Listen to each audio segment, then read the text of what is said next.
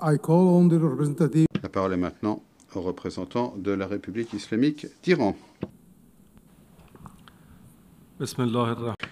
Au nom de Dieu le clément, le miséricordieux, Monsieur le Président, en réponse à la représentante des Émirats arabes unis, je veux dire que la République islamique d'Iran réitère sa pleine souveraineté sur les îles iraniennes de Abu Moussa, Grand Dôme, Petite Dôme, dans le golfe Persique, et rejette catégoriquement toute affirmation contraire. La République islamique d'Iran souligne que les mesures prises dans ces îles par les responsables iraniens ont toujours été menées sur la base du principe de la souveraineté et de l'intégrité territoriale de la République islamique d'Iran. Mon pays a toujours mené une politique d'amitié et de bon voisinage avec tous les pays voisins, comme cela a été régulièrement réaffirmé. L'intégrité territoriale et la souveraineté de mon pays sur ces îles iraniennes ne sont pas négociables. J'aimerais souligner que le golfe Persique est la seule véritable désignation géographique pour le corps d'eau entre l'Iran et la péninsule arabique, utilisée depuis l'aube des temps et approuvée par le système des Nations Unies, et doit donc être respectée par tous. De plus, ma délégation rejette les affirmations de l'Allemagne contre l'Iran. Ces affirmations font partie de leur campagne de désinformation visant à détourner l'attention des crimes du régime israélien. D'ailleurs, le régime israélien, c'est le supplétif initial de certains pays occidentaux, comme l'a dit clairement le chancelier allemand, qui a dit que c'est le seul boulot qu'Israël fait pour nous tous. L'Allemagne a pleinement appuyé ce seul boulot. L'Allemagne est complice du génocide et d'autres crimes de ce régime, ce qui veut dire que l'Allemagne supporte une responsabilité internationale. De plus, l'Allemagne a clairement appuyé les opérations israéliennes contre les installations nucléaires iraniennes et elle n'applique pas ses obligations au titre du PAGC de la résolution 2231 et donc elle n'est pas en mesure de nous faire la leçon ici. Contrairement aux fausses affirmations du ministre allemand des Affaires étrangères, le programme nucléaire iranien est et restera entièrement pacifique.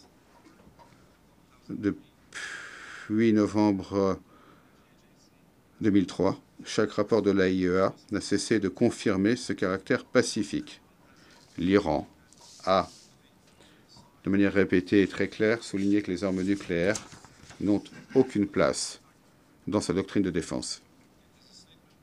Dans sa déclaration devant l'Assemblée générale, le président de la République islamique d'Iran a réaffirmé l'opposition de principe de l'Iran aux armes nucléaires.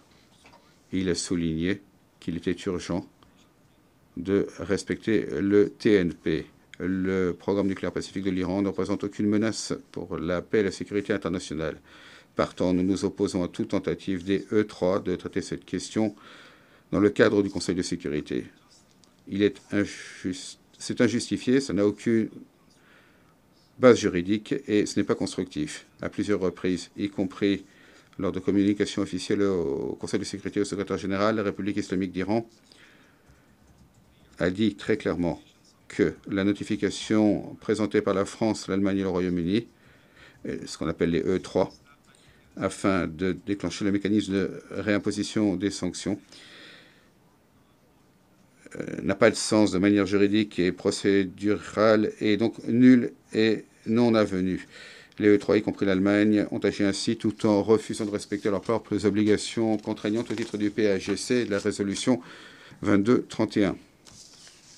Non seulement ont-ils délibérément mis à mal la résolution 2231 en exigeant des dispositions qui outrepassaient sa portée, mais ils sont même allés jusqu'à prôner et justifier l'agression militaire contre les installations nucléaires protégées de l'ONU. Donc, toute tentative de ressusciter cette résolution qui a expiré n'a aucune base juridique et est indéfendable politiquement et moralement. Les questions liées au programme nucléaire iranien ont déjà été traitées de manière globale et réglées dans le cadre du PAGC et de la résolution 2231.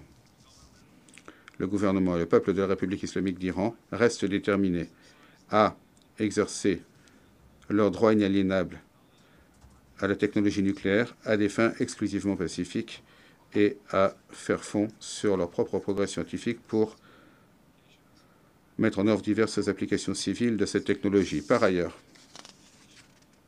en tant que le seul pays dans l'histoire récente d'avoir souffert de l'utilisation des armes de destruction massive, l'Iran rejette catégoriquement le développement, la possession, l'utilisation de ces armes illégales pour des raisons idéologiques comme stratégiques. Je vous remercie, Monsieur le Président.